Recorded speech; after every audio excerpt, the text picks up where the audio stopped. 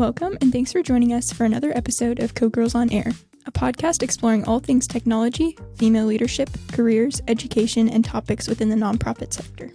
On this episode, we interviewed Andrea Kaiser, who is a principal infrastructure engineer at Whitefish Credit Union. Join Makayla and Andrea to hear more of her story.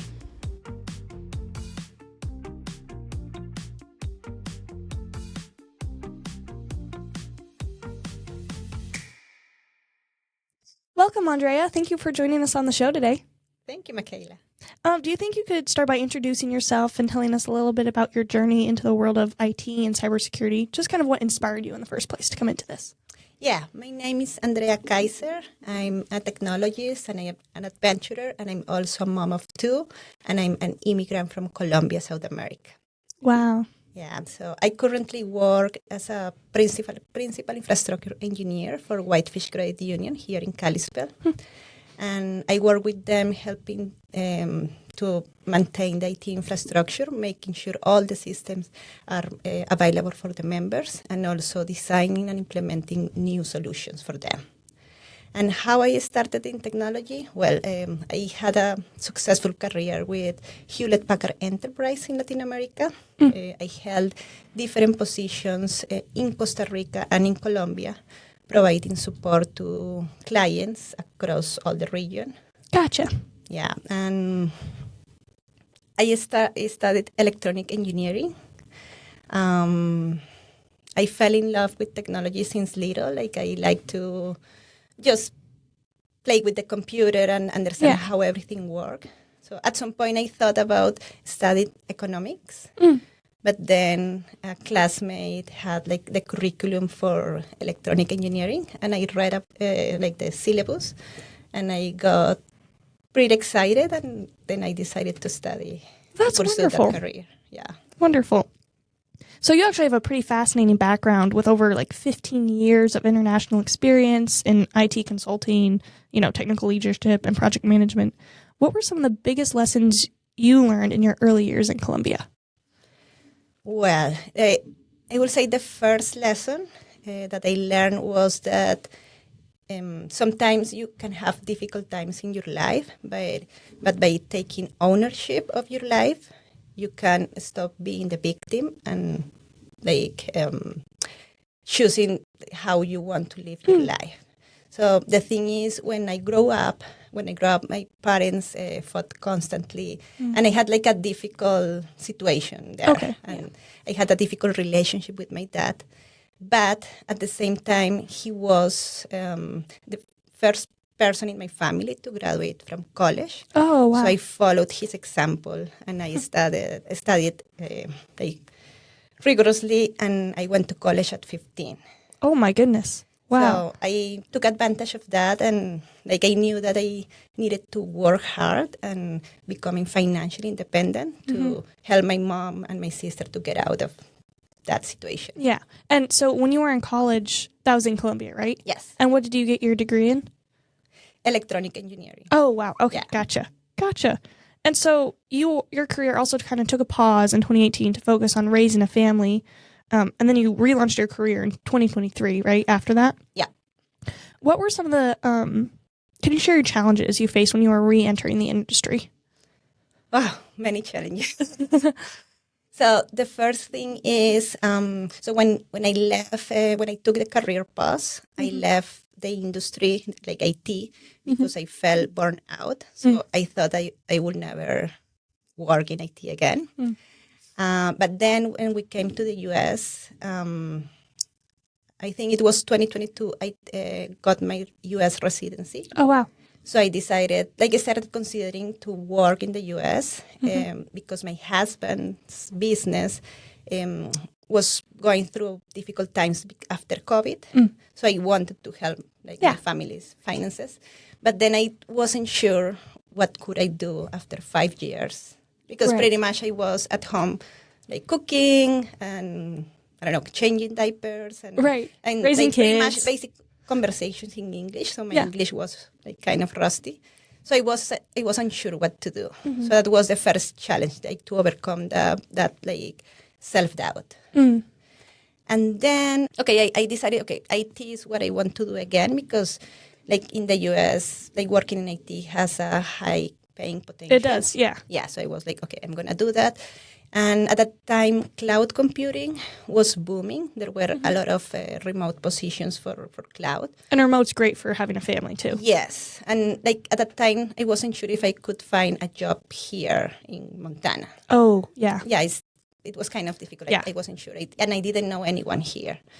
So I started studying. I got my first cloud certification in July 2022.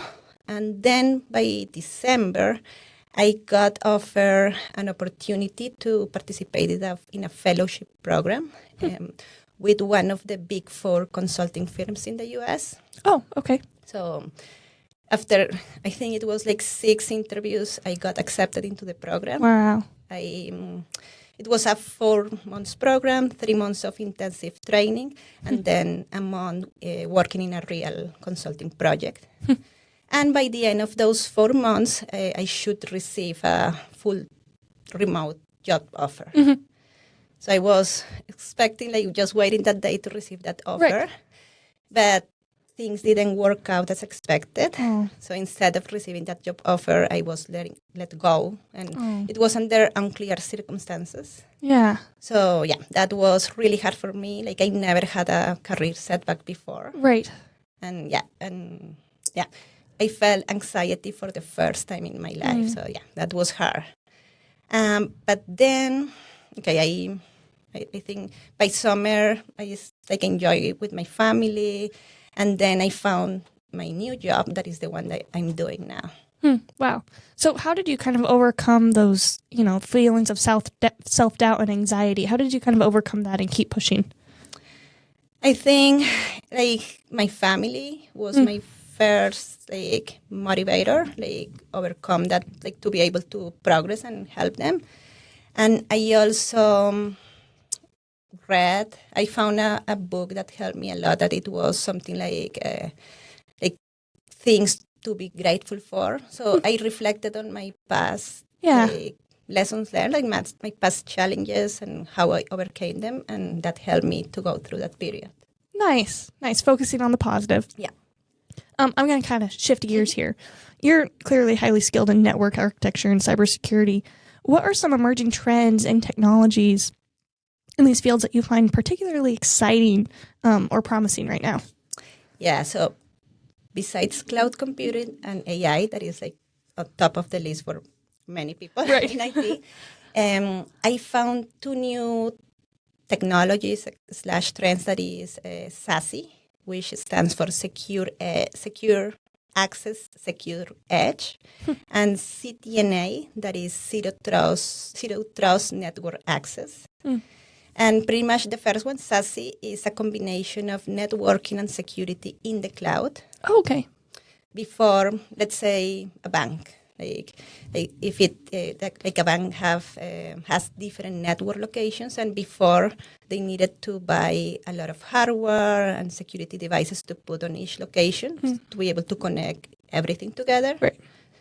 But now with SASE, it's easier to do that connectivity. And then CTNA is a new security approach based in the security principle of never trust, always verify. So that means even for internal users, you always verify access, verify the identity. Oh, okay. Instead of before is everything that comes from the outside, from external sources, is a threat, can be a threat. Right. But you trusted internal users. But with this new security approach, you don't trust anyone. You don't trust anyone. That's great. Yeah, much safer, I'm sure. So after working with many businesses to design secure and resilient technology solutions, could you kind of walk us through your process when approaching a new project system? What's your strategy to ensure security?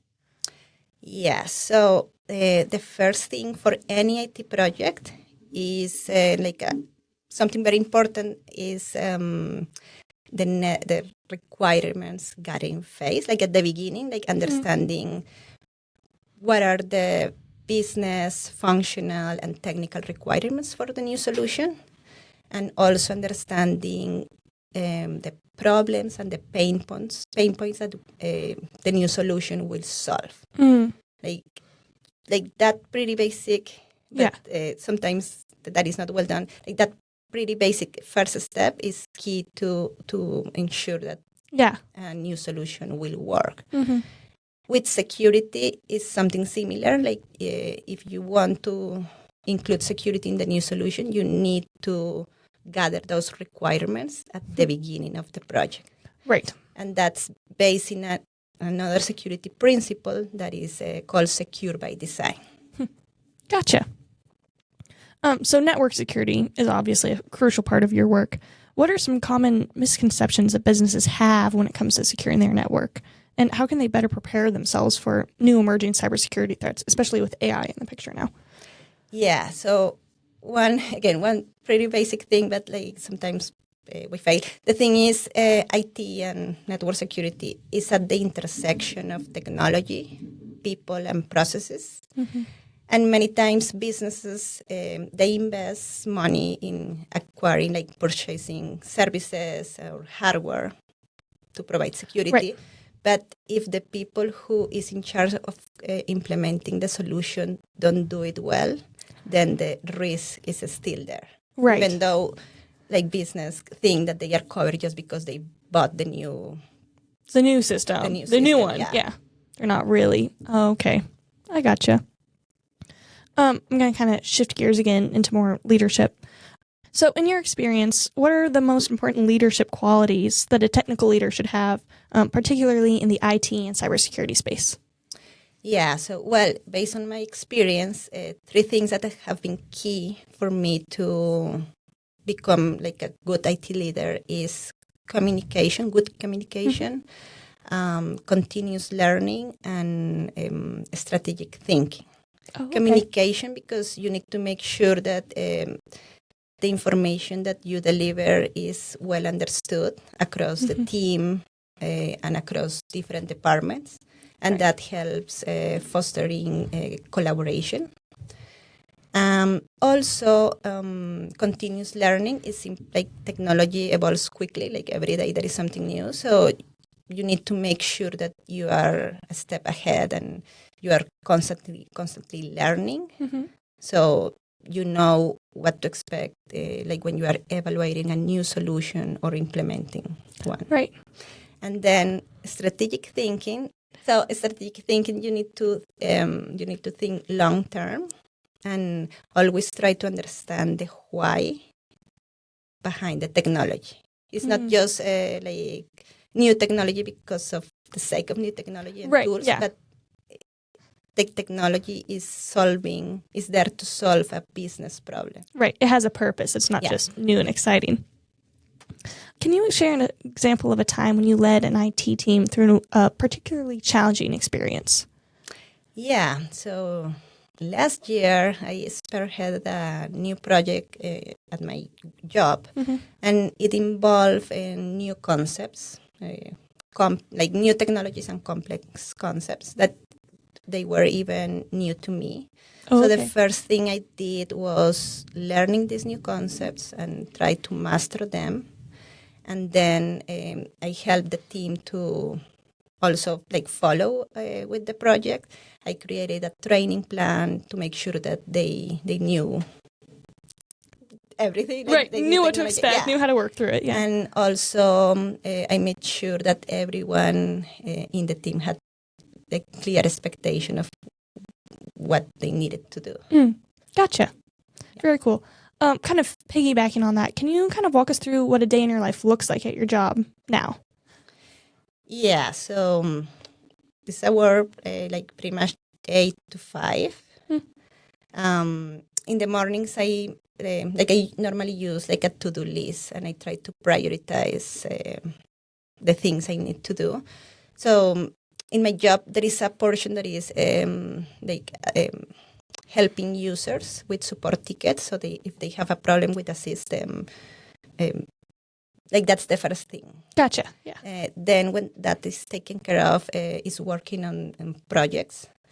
So like right now, I'm working on 2 big projects. So I try to advance each day with a portion of that, like Right. designing, making diagrams, contacting vendors, and also working with the team. So I try to distribute my day like that. Oh, like nice. Just support evenly. and projects. Nice. Wonderful.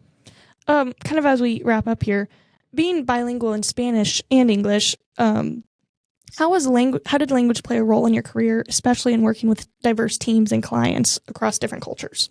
Yeah, English, my first language is Spanish, but like learning English was pivotal in my career. Oh, I'm sure. Yeah. So when I started my career, I had like pretty basic English, like I could read, but I couldn't communicate. But like working for a multinational, like I soon realized that I needed to learn English to be able to advance. So I spoke to my manager at that time and asked him for support. And I had the company to pay for private lessons. Oh my goodness! goodness. That was the first thing. Yeah. That helped me to be able to come to the U.S. for training. So that was in Colombia, U.S. That was in Colombia. Okay. So by learning English, I was able to come here and attend trainings in the U.S. with other engineers. And then 3 years later, I was offered an opportunity to move to Costa Rica because the company opened their new call center there.